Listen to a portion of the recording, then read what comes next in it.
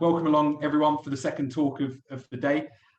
Today we, in this room, have Conrad Francis and Jake Stockman from Jakarta Intercultural School. And as you can see, their title there. So I'm going to hand straight over to Jake, who's starting us off. And looking forward to hearing from these guys. Thank you. Okay. Hey, thank you, everybody. I want to give a quick introduction, not so much as to who we are, but how we came to be in this place. And that means actually giving this presentation. Conrad and I somehow during this weird COVID online time found our school advertised in a ranked system on the ISA website. And we were like, what? Our name's out there. And we have a communications department that is like, we got to protect the GIST name, or if it's going to be branded in some way, go find out how. Well, we liked everything we were seeing. So we reached out to Matt. Turns out I know the school that Matt's at, and I know some of the people who are teaching there. And we just said, hey, let's get on a Zoom, this world of Zoom. And we just started talking, and he's got these just great ideas. And we're always looking for ways to promote or stay connected. And of course, we start talking about our schools, comparing them, the good, the bad, and the ugly. And we have quite the story to tell about how we run our operations. And that's what he told us. He said, hey, that's interesting. And we said we would talk at a conference and kind of share our story. And that's why we're doing ours here and now. And I liked the presentation we just sat in, because some of the past that was being described is what we were, what we still are. But now you get the story of how you're working right in the middle of that transition. So that's how we got here today, to tell you how we manage our program over here at GIST. We're a fairly big school. We have 900 in the high school. When you talk about our entire school, we have over 2,000 in normal years. We're operating this year around 1,700, and we're expecting 1,800 next year, even with the online uncertainty that's going on. We have many campuses, and this is how we run our athletics and our aquatics program. So that's the intro from me. I've been the athletics coordinator here now. I'm finishing up my 7th year. I've been at GIST for 13 years now, and I worked my way up. And Conrad, if you want to give yourself a quick introduction, go right ahead. Yeah, hi. Thanks, Jake. My name is Conrad Francis. I'm the aquatics coordinator over here. It's been my coming into my end of my second term. Previously, I was at ISB Beijing, working with Nick Wilson. And before that, I was at the British School in Colombo. So just to give a background on myself, I swam pretty much 2 Olympics in Sydney and Athens. And pretty much all my life, my training has been in Australia and coaching also in Australia. And, I've always been interested in being in coaching. So I've got this opportunity, to come over to Jakarta to work with this great man, Jake, learning every day.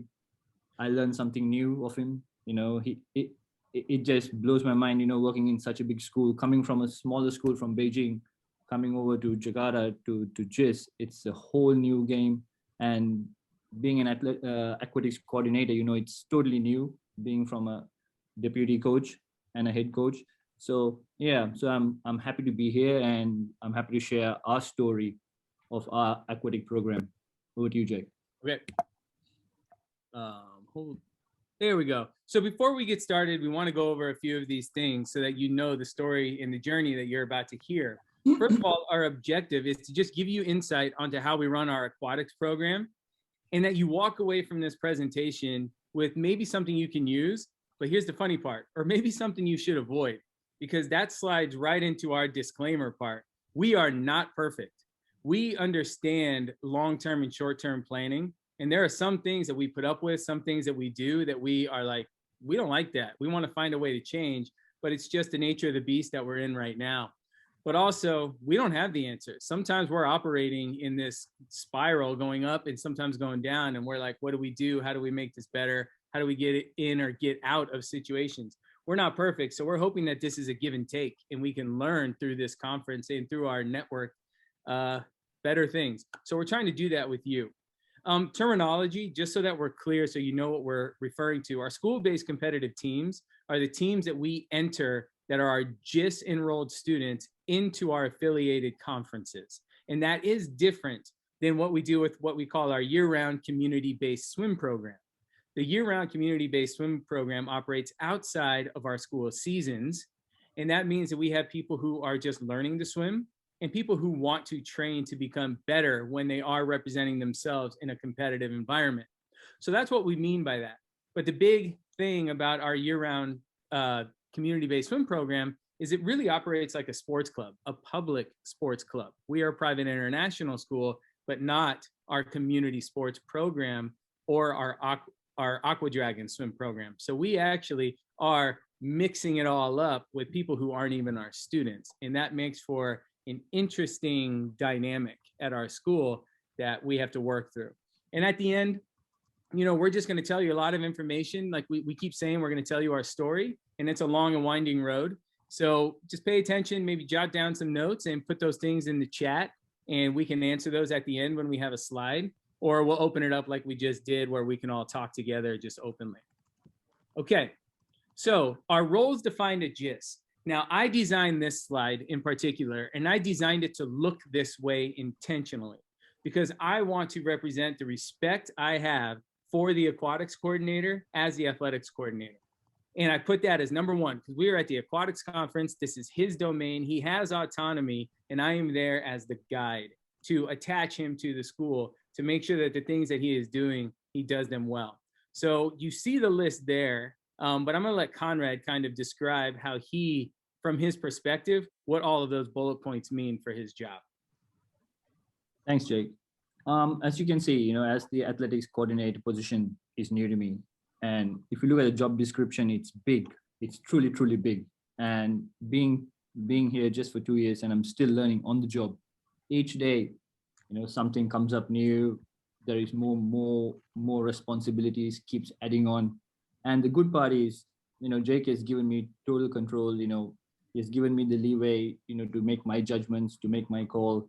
And apart from that, you know, wherever it needs development or tweaks, you know, I would go back to Jake and say, Jake, I need to, you know, change a few things apart from the aquatics director or coordinator role. And could we sit down and make a few tweaks here and there. So that way, you know, I've got the complete flexibility to run the program.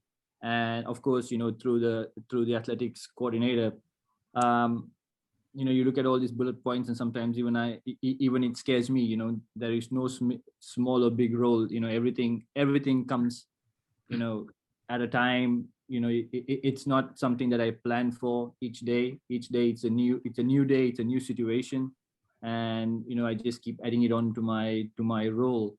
So saying that, you know, it's been absolute, you know, a pleasure working at GIST. You know, you learn every day new things. Like I said, you know, Jake has guided me all along. And, you know, like I said, you know, coming from ISB, coming from another school where the program is in-house. And when I took over this role, it was, you know, I had to wear pretty much two hats, and I'm sure I'll get down to that and describe it, you know, how we make this program happen within the boundaries of GIST International. Yeah, thank you, Conrad. And as you can see there, you can see I'm off to the side, and I even put myself lower in this visual. That is just to show that, hey, Conrad, I have faith in you. You're the swim guy, and that's why you're risen above in this environment. And I want you to do your job, and I'm here to guide. I'm here to support. But when I need to direct, these are the things that I direct Conrad in. First is administrative oversight. I am the person that is going to him, or he is coming to me when we need approvals, we have plans, we have ideas, we need to get into the school-wide calendar, just things like that. But I'm also his direct supervisor as well, just to make sure that he is aligned with the school's mission, vision, values, and all the initiatives we have in place. I do have budget approval over him, but truly this is one of those things where I look at him and I'm like, spend it, do something good, get creative, make this thing the coolest thing you have. And I'm just making sure you don't spend more too much. You still got stuff coming in as well. So I do sign off on it at the end, but I'm very liberal with that.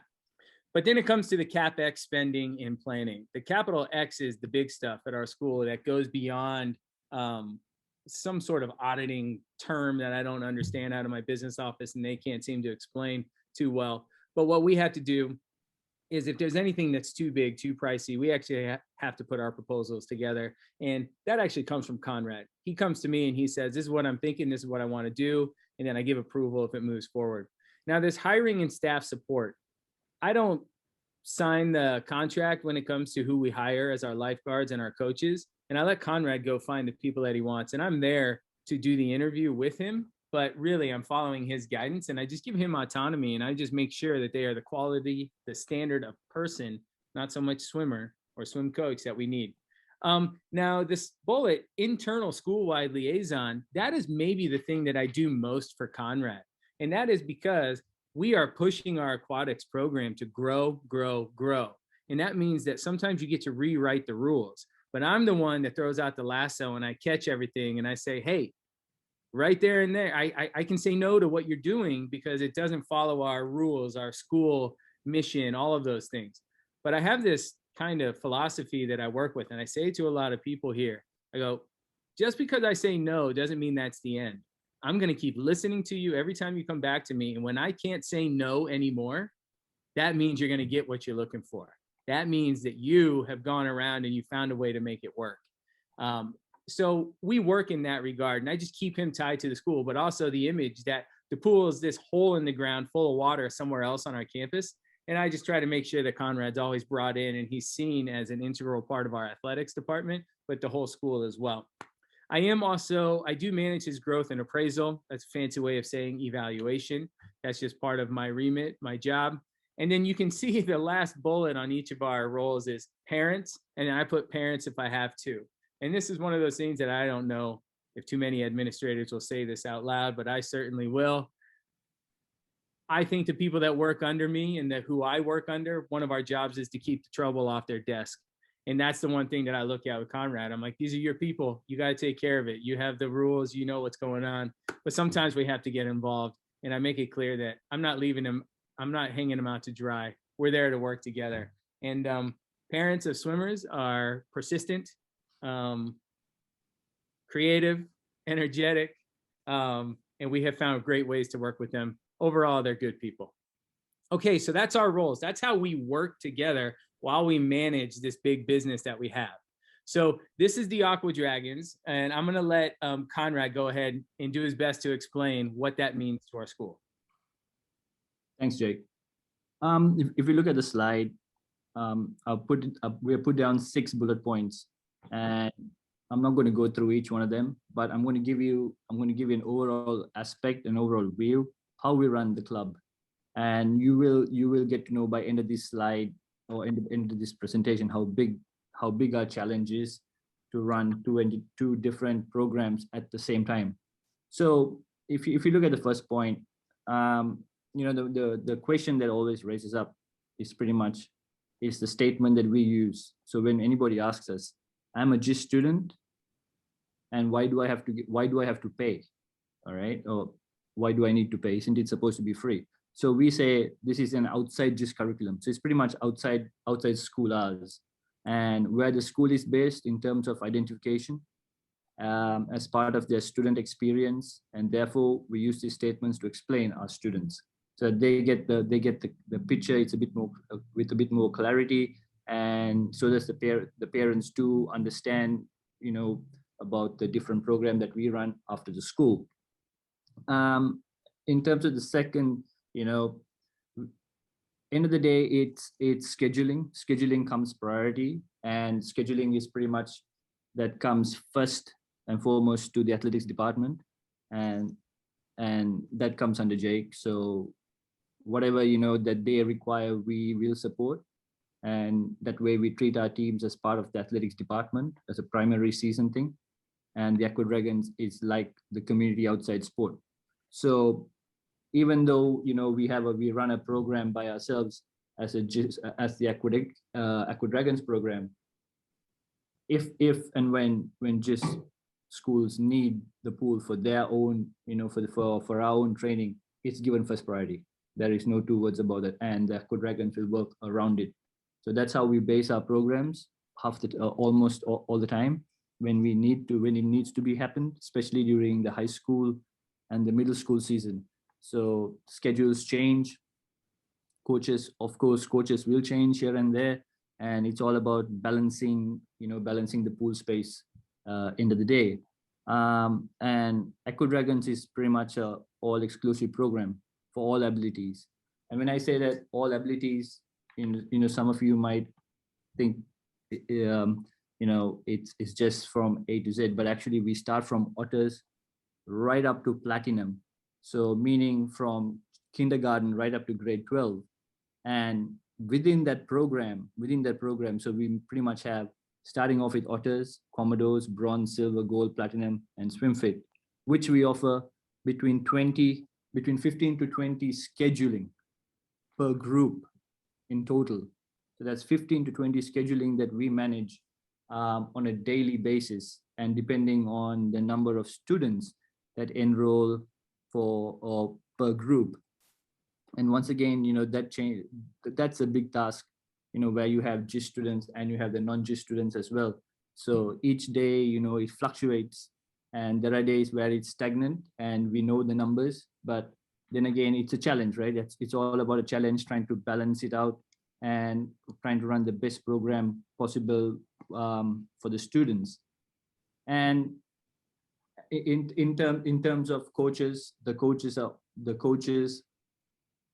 are leveled out for each group in terms of their qualifications, their experience, and their knowledge. That's how we put them. I run the 23 coaches. So depending on their experience, knowledge, and their teaching. So, and according to that, we create our schedules, we create our platforms, and which coach fits to which teaching department. So that's how I look at it, and that's how we plan and to take Aqua Dragons forward. Like every semester, it just keeps increasing and increasing. And sometimes, I wonder, where do I even put all these kids? But that's the part of the job. And that's how we all, learn to make changes and learn to adapt accordingly. And talking about Aqua Dragons, it's a wholly membership fee, merchandise. It's a non-profitable organization, except for my salary, which the school pays.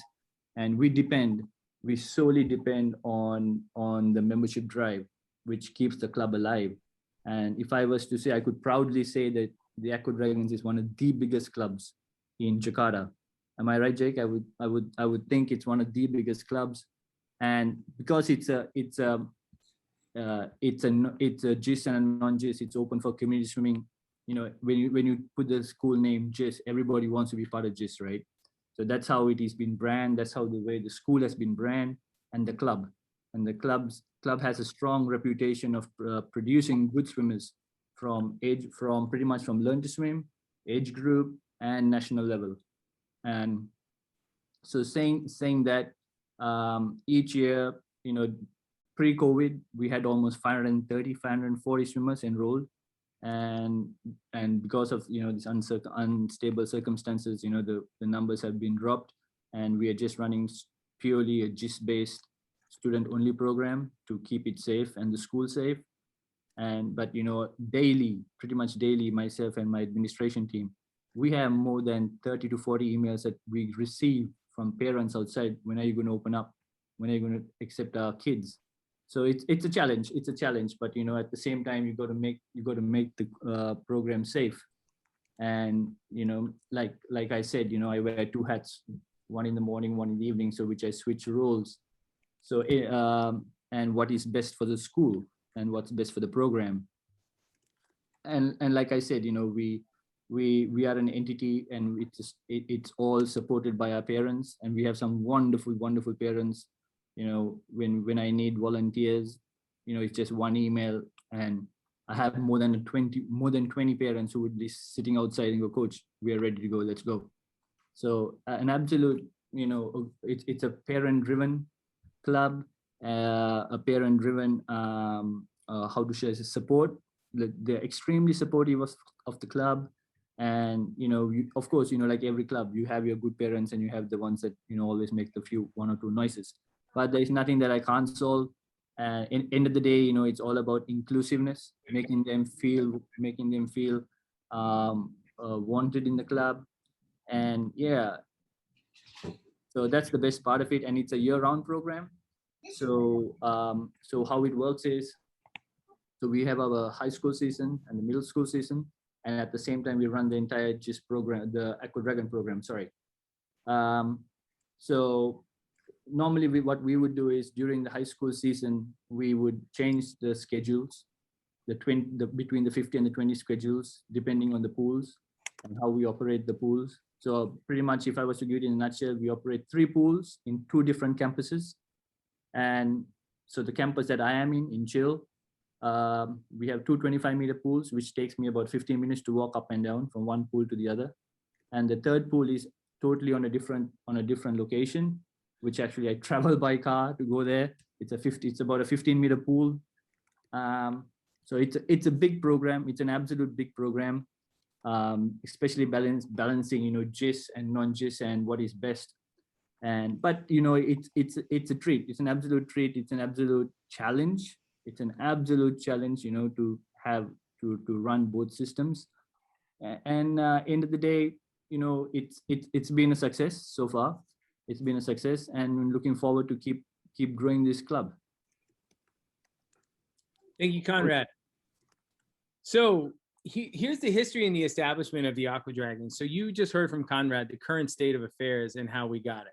So what was back in the day was 1986. It was driven by a need for activities in Jakarta. Those of you that have been around Asia or Southeast Asia, a lot of the international schools are the ones that are resourced the most. And some of the things for our expat families, they just didn't have things for their kids to do or felt that they could do safely. So a group of those parents got together. They are the ones who our school was not ready to resource a true aquatics program. And they said, have at it. The pool is yours. That's a blessing and a curse. And 1986 was a long, long time ago, over 30 years ago. And we're still dealing with the attachment, the handcuffs that we have on that. The parents, not only did they organize and operate it, but they were also managing the funds. It has always been a not-for-profit organization, and it always funded itself. And through that funding, we got the informal, what we call the CSC there is called our Community Sports Coordinator. And that is basically an athletics administrator for anything that happens off the school's timetable. And then we also had the aquatics coordinator, an informal way. We used to have one person who did that job. And that didn't happen until about 2012. So for many years, it was just parents running it. And the school would try to come in and say, this is good, this is bad, here's our values, you need to make sure you operate. And they would say, either you control us or you don't. But then they started to make these informal roles, and the people who held those roles would work with me. And we just knew, hey, we're professionals, we're respectful, let's shake hands and agree to support each other. And then eventually what we realized is those two roles needed to be split. The community sports coordinator had its own gyms, weight rooms, gymnastics, sports fields that they had to take care of. And then an aquatics program can just grow in leaps and bounds in its own way. And it was so big that they needed to be separate. So that's what happened here. That is when we finally said, let's do a true aquatics coordinator position. And that's where Conrad came in. And it was at that moment when we took over the real proprietorship of the Aqua Dragons program. And now we are the true owners of the club. However, when the parents wanted to hand over control, or they started to understand that, well, we're gonna have to do things a little bit differently, we didn't want to just pull the Band-Aid off and just scare them and just, make them angry or just make them concerned. We welcome them in, and that is where Conrad and I have to build those relationships with our community and the influential people who want to have a voice in the right way. We still talk with them about the old way, and then we're sharing with them what our vision is.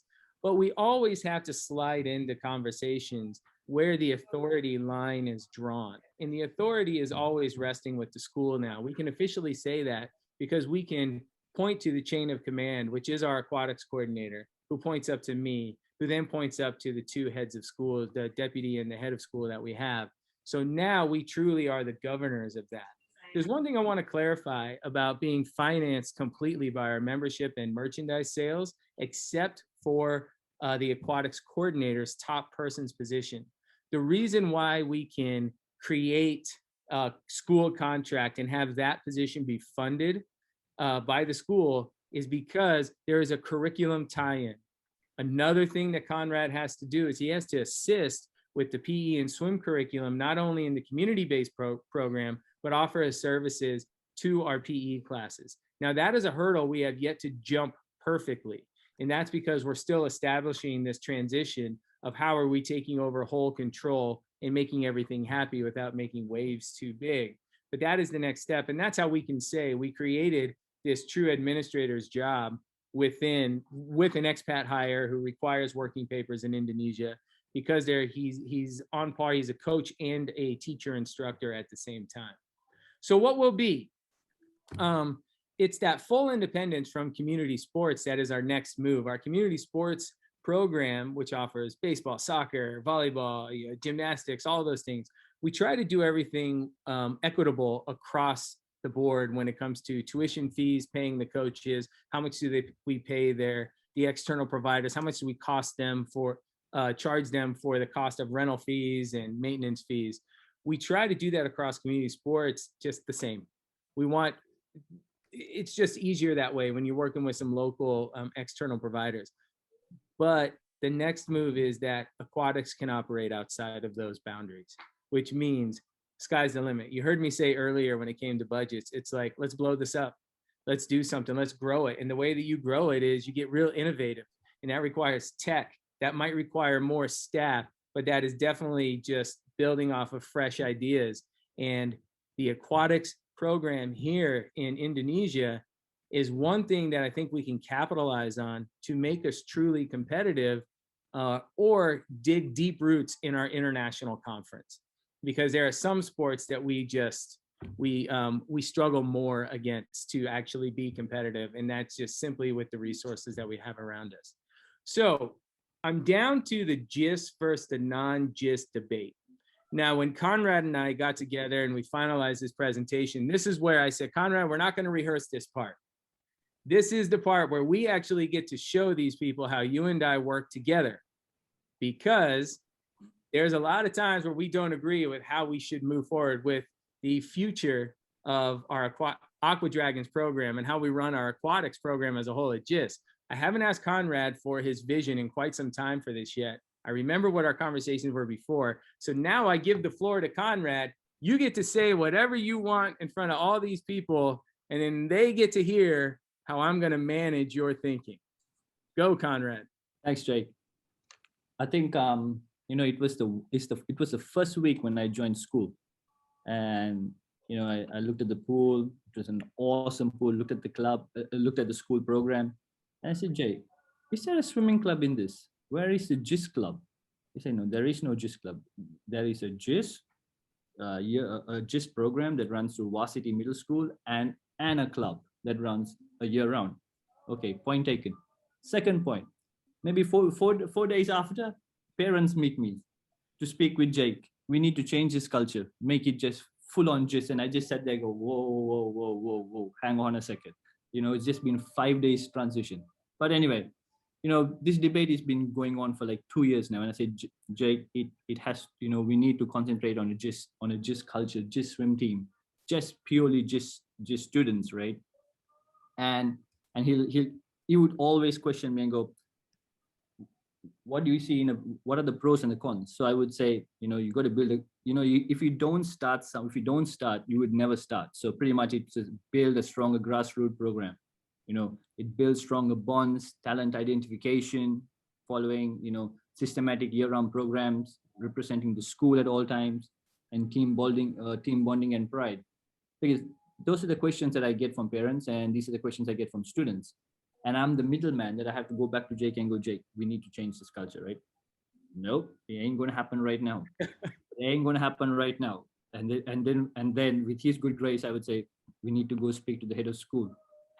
So it's a slow progress. It's a slow progress. But then saying that, versus the non-GIST, because the club has been there for so many years, and it's been an entity where we are a school that says inclusiveness, and we support the Indonesian culture. We support the Indonesian, the students and activities. So as a result, end of the day, I accept the students from outside and school and our own GIST students.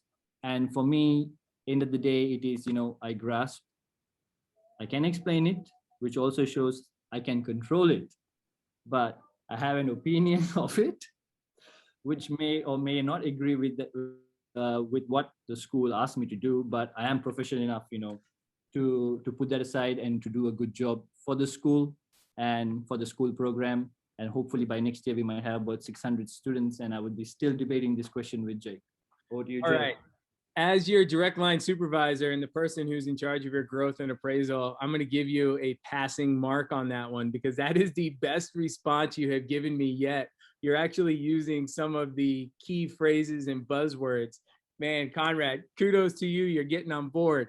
Now, he did frame me in a bit of a light to say that I'm the guy who's the no man. No, no, no. And that is kind of how I operate a little bit, but it always comes with context. So let me give you a little bit of context on how we've laid the groundwork, because Conrad can be very convincing.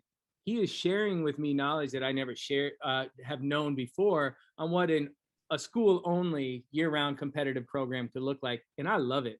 The long-term athletic development is so beneficial.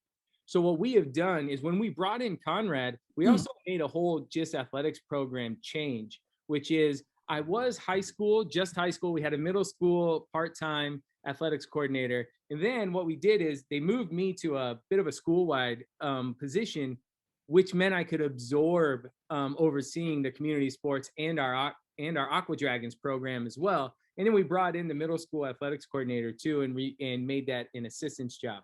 What that gave us the green light to do is to rewrite our mission statements, to rewrite some of the philosophies and things we're going to do, and to prepare for us moving in this direction. If it is the way that we go, we now have built into our mission or philosophy statement, I can't remember which one, but it's one that says, our goal is to develop athletes to compete and to place at final competitions. So even though we are very firmly entrenched in an education-based athletics program, where we let the school and its mission guide us, we honor its values, we are doing the initiatives that they tell us, but we also have a direction and a goal in mind where we are supposed to be competitive, and we do identify success as an end result that we desire. So we have written that in a certain way that if we ever need to, we point at something and we say, this is where we're going and this is how we can get there. But currently we think we're honoring all that we're doing. Who knows? Stay tuned. Maybe GIST is going to change in a little bit, but it's also hard to say. We have a huge program. Why would we want to start limiting it when one of our school's main missions in Indonesia is to build ties with Indonesia? So we have a lot we got to think about, but the debate rages on, and the debate just keeps getting better and better. So here's the one thing that we really haven't talked too much about, and I'll go through this very fast. This is just another thing that messes up with our schedule and how we organize and do things. We have our conferences, our local and our international conference, and they have sports seasons where we throw in the swim competition. And what we do is we govern our competitive swim team for the school to be treated just like any other sport, where we all of a sudden give them the scheduling priority at the athletic venue that they need, and they can do a team selection process. And so that's what we do during the season. And what that actually means is Conrad is also taken away from his aquatics coordinator position, and he is hired to also be our head swim coach. So now there's another hat that he has to wear. And his assistant coaches also come from our Aqua Dragons ranks. They applied, we hired them. But one thing that we looked at was the management of the pool time and management of the coach just cycle of where we put all of them. It works out. It's messy. We have to know it, but it works out. Only GIST enrolled students are eligible for this team. You're going to be wearing our school colors. You are going to be traveling only GIST. Now, the students range from members of the Aqua Dragons, which means there are some kids who choose to train with the Aqua Dragons year round. That's their only sport. And then when it comes tryout time, you would think that they are the ones who are best in shape and ready to go. But we have kids who jump that line. And that's because they've been training in our season 1 sports. And they come in and they're known to be swimmers as well. But if you guys have ever read the book Range, and it's great, the variety of sports that you participate in make you more prepared for other sports. And we got kids who haven't been in the water long. Their legs are strong. Their lungs are strong in a different way. And they can muscle themselves onto our swim team. So we don't just pluck from our swim programs, which I have heard that some schools do. they just run a year-round program and then they just take the best based on those numbers and go. No, we make these kids collectively try out, come together, governed by our top coach, which is Conrad, and then they bond and they just build their own swim culture within that team and they go. And the question rages on, but are we taking too much away from what we're trying to grow on the other side through our community program? It's just the thing that we juggle at this time. So here's what we want you to take away from this. And I hope you were able to follow. I hope it was engaging, the things that we shared with you. But what you should have heard right now is if you can't quite make sense of what we do here, it's a constant communication between the two of us and everybody in our athletics department, just to make sure, first of all, the schedule, the budget, emergency procedures are all taken care of. But then what is our goals? What have we set for ourselves? What are the initiatives that we're all joined together to work on? And you just got to communicate all the time and just hit repeat with the phrases and the things that you use so that everybody pays attention. But also the hierarchy that we have, I may sit at the top, but it can't feel that way because I'm going to make mistakes. I'm going to get messed up, but everybody too. And there have been times in the aquatics world where I know nothing, but I've had to go to Conrad and say, yo, you messed that up. Like, that's actually not right. And he's like, oh my gosh, too many things. Thanks for helping. So it's messy, but communication is key. And the first culture that you need to build is your own team. So in the team, what I mean is the team of adults, the people who are really making these things happen. Also, change, you should take away that change is complicated. I don't want to say that change is hard or change is negative. It's just complicated, which means when you think you have a solution, that solution caused an effect somewhere else that may be good or bad, but you always need to be in this mode of discovery and get the community buy-in, which means you go to them instead of avoiding types of communication that eventually could lead to conflict of some kind. Take it to them and always say, I'm bringing this to you because I anticipate that this might hit your ears in a funny way and you're not going to like it, but it's not meant that way. I want to talk with you and just say, how does that hit your ears? Let me know right away what you think about this and what don't we know? What are we getting wrong? What do you value? Okay, we should consider that, or we can't consider that, but we respect it. How can we work it in somewhere else? School-wide calendaring and support is a must. I don't know if that's just unique to GIST, but I put that in there because it is something that we always have to just remember at the end of our school-wide calendaring meetings that start happening in November into February, and we're finalizing them in March. Sometimes the things that happen with the community, it's just seen as you're not the school, you're not the academic curricular part, and so therefore you just get the dregs, the things that are on the side. But your athletics department is such a, I guess, highly visible part of your school, but also it's so important to student and family life that you got to make sure that you are blowing that trumpet and you are telling people loud and proud, like, we got to do this. Like, don't forget us. We are important too. And you got to be a bit of a salesman, but the best thing you can do is just get it in a calendar. Once it's in a calendar, then people are going to be like, oh, okay, it's important enough that we have to schedule around it, prepare for it, or help you advertise for it, but we will support you. If you start to put things in when it's too late, when nobody's looking, that means nobody's thinking of you. And when you really need help and support, it might not be there because it's gone somewhere else. Number 4, documentation always allows you to answer the question, why? Why do you do it like this? And the worst answer that you can ever give is because it's always been that way. Even if that is the truth, and even if what you're doing is better than any other idea because you've heard them all or you know all the details and moving parts, you don't want to just say, because it's been this way. What you do want to say, and it's so helpful, is, well, it's because it's policy. It's been very well thought out. It's documented and it's in these handbooks, and you can follow the trail of decision-making or get a big picture when you see it's documented and supported on all sides from all the other things that you've documented too. And last but not least, when you write things down and you have the answers to those why questions, they're no longer stuck in your brain. You can get that thing out and just know, I refer to this when those questions come up, but I don't always have to be on guard. I can do what's more important. And it should be, I'm here to give everybody a good experience. And that means that I got to be flexible. I got to be just really on my guard. And my vantage points have to be clear instead of clouded. So it's really helpful to document, and it's kind of easy to do. It's all out there on the internet. Just take it, brand it as yours, and figure out what works at your school. But also, when you document things, it gives you the permission to, on your own, without having to stall and wondering if you have the permission from your superiors, to say yes, but more importantly, say no to things. And it's so helpful because a lot of times I got people who mean well and they want to do great things, and they have a myopic view of just the one sport. And they're like, why can't we do this? I see the field's not being used, this and that. Yeah, well, what about medical support, security support? What about our facilities department to set things up? What about our coaches who are already engaged somewhere else?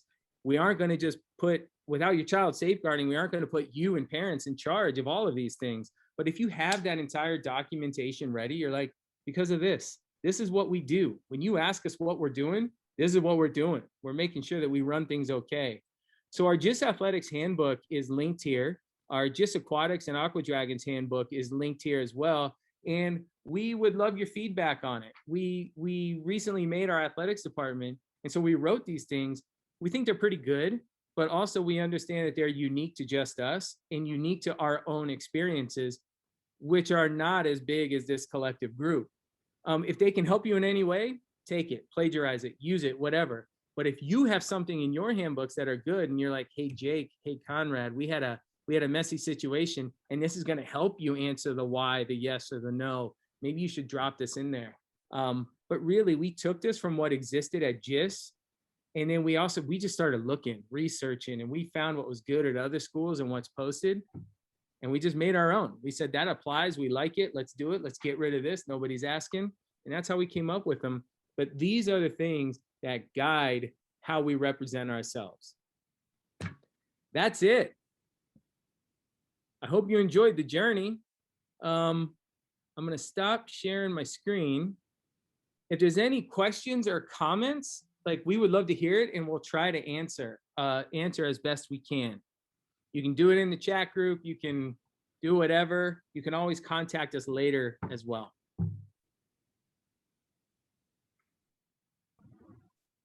I do need to just point out that I think we're right up against the timeline for the next thing. So I don't know. All right, looks like there's no questions coming. So if you guys think of something later, go ahead and send us some messages. We could appreciate the advice, but we're moving on to the next thing starting at, I think it's 3:30 our time. So there's 2 more sessions that you guys can go to. Hey, Jake. Big thank you to Jake and Conrad. Really, really useful stuff and some really interesting stuff about how a different program around the world works, and certainly a very large one. So it's been quite interesting hearing how you balance that. So thank you for all your time on that. Certainly, if I'll be sending a question, I'd love to know a little bit more about the how you've found the mix between kids from school and the external kids. That's certainly something that I always find quite an interesting balancing act. So that might be something we can catch up with at another time. I'll certainly send Conrad a message about that. Sure. Jake, can I ask you to just transfer me back to being host on the participant screen, if that's all right? Because I'm the next one on this group and I will be taking over. So thank you very much for that. Okay, I just did it. Did you get a notification? Yeah, absolutely done. Thank you very much. All right. Again, big thank you, Conrad and Jake. Really appreciate all your time there. We're going to start in about 60 seconds. This one, I know that Nick is just finishing off in the other room as well. If you do not want to listen to me talking about marketing your program and some social media strategies, that's absolutely fine. I'm not offended. And if you want to then move over, James Lawless, who is a very, very good speaker, is talking about seamless skill transfer from 8 and unders to college admission. He's certainly someone that I would also recommend listening to if you do want to move on, so feel free.